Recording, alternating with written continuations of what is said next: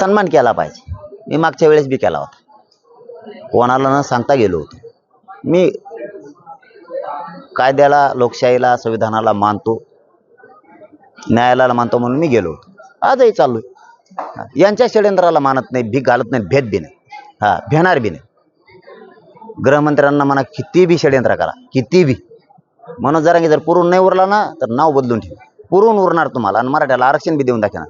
तुम्ही मला किती गुतवा, किती बदनाम करायचा प्रयत्न करा, कारण तुम्ही आता टोळी सक्रिय केली मला बदनाम करायला, व्हिडिओ करायला, रेकॉर्डिंग करायला बरेच उतरलेत तुम्ही.